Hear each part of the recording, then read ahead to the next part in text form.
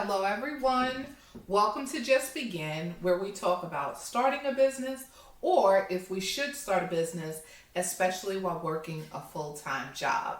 And I love talking about just beginning your journey into entrepreneurship on this channel. I am a real estate investor and I'm also a business coach. And the thought behind this channel is to help other people start their businesses with the information and tips that I share, and also just to kind of give you some encouragement and let you know you can do it too. Just begin your new journey. Okay, so today I want to talk about how can I make a stronger offer without increasing the offer amount. Okay, so this is important because sometimes you find yourself in a situation where one property has multiple investors or potential buyers making offers on the property, right? So if you have your offer put in, but your offer is being compared to or going up against multiple offers, you want to make sure that you are putting in the strongest offer possible, okay? And I know about this firsthand because this has happened to me quite a few times. So I just want to talk about some of the things that you can do to make your offer stronger without increasing that dollar amount, okay? And the first thing I want to talk about is contingencies, okay? So if you don't know what a contingency is, it's something that's added to a contract. It's a condition that has to be met before you can go to closing on the property. So it's usually some sort of condition that the seller must meet. Sometimes a certain inspection has to be completed. Sometimes something has to be cleared from the house. I mean, I'm just throwing things out there. It's just a condition that has to be met before the property can go to closing, okay? And it's called a contingency. So if you have a lot of contingencies in your contract, and you know, a lot of buyers do, a lot of investors do, it protects them from getting into a situation that's not beneficial for them, okay? And it allows them to back out of the offer, or it allows them to not have a binding contract if those conditions are not met, okay? I don't really want to go too much into detail with that because I just want to, I don't want to go make a whole video about that. I wanted to kind of go through the things that you can do to make your offer stronger. But just to give you an idea of what a contingency is, that's what it is. So if you take some of your contingencies out of the contract, that does then make your offer stronger, because in essence, what you're saying is, I want to buy this property and, basically just give me a clear title. There's not a lot of other things that you have to do so that I'll go through and purchase the property, okay? Because usually the thing that's legally necessary is that there are no liens against the title. The title comes back clear and then you just purchase the property, okay? So take the contingencies out of the contract. That makes your offer stronger. All right, number 2, you want to decrease the inspection period or take it out of the contract completely.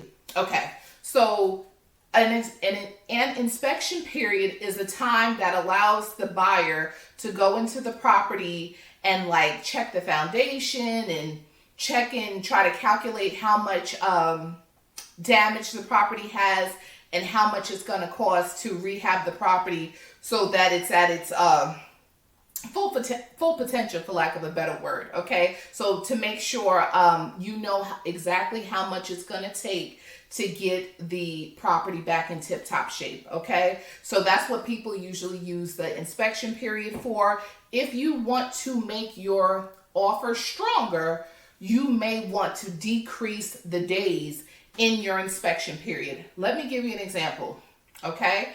And this is so true for on-market properties that are listed on the MLS.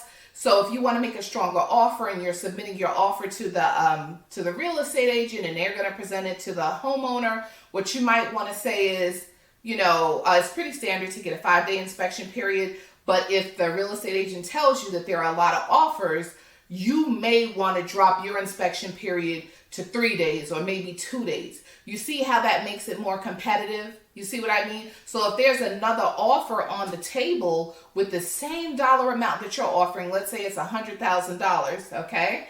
And then your offer is $100,000, but this one particular buyer is requesting a 10-day inspection period, but then you submit your offer and it's $100,000, but you're only requesting a 3-day inspection period. Do you see why your offer would be more attractive than the other buyer's offer? So that's just one of the things you can do and kind of manipulate the inspection period to make your offer stronger, okay? So that your offer would be considered over somebody else's offer, okay? So let's go to number 3.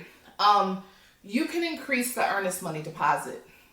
So when we're talking about earnest money deposits, no matter if you're making your offer directly to the homeowner or whether the house is listed with a real estate agent, you're still going to have to make an earnest money deposit. It's customary.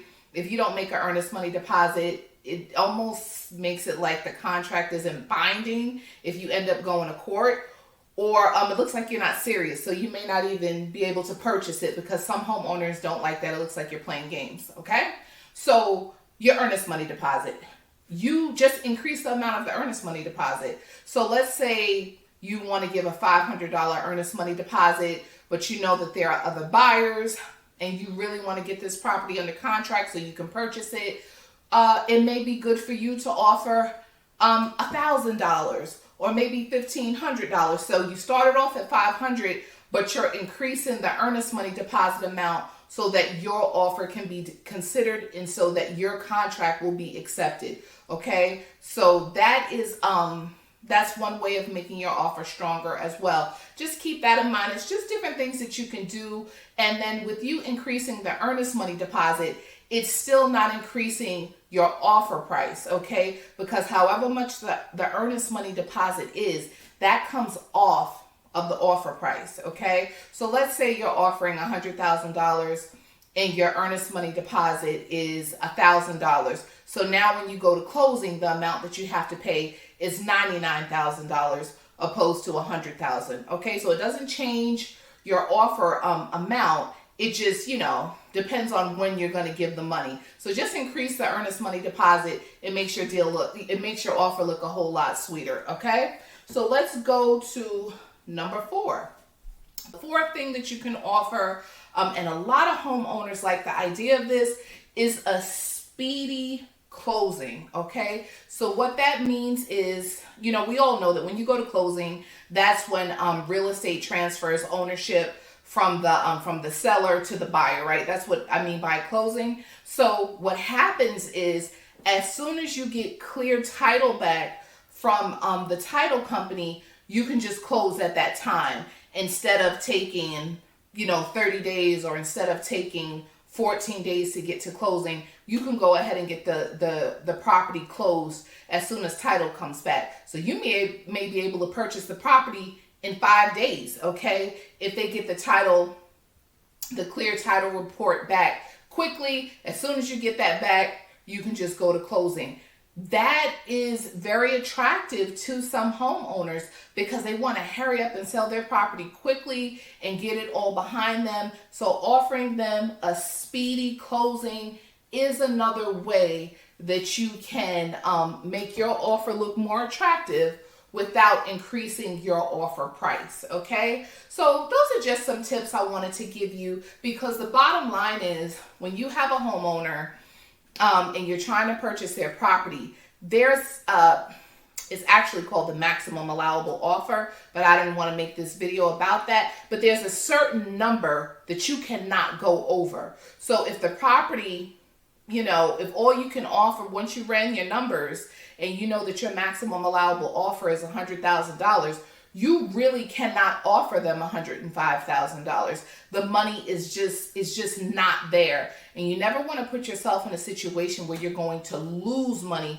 on an investment property. It's just not smart. It's really good to stay within your, I would call them numeric boundaries, okay? You don't want to go over your maximum allowable offer. It's very important. You want to make good choices. You want to run your numbers properly, and you always want to make sure that an investment property brings you money. You don't want to take big risk, okay? You don't want to lose money on an investment property. It's not smart, and you won't be in business very long, okay? So I just want to remind you, I'm over on Instagram at Sharon Just Begin Coaching, and you can email me at Sharon@justbegincoaching.com.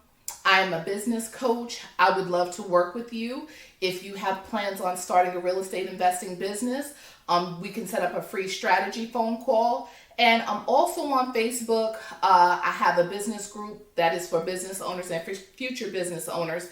It is called Just Boss Up. I would love to see you in the group. I know this video is kind of long. Thank you so much for watching. If you like this video, please give me a thumbs up. And if you like my content, please subscribe to the channel. Have a wonderful day.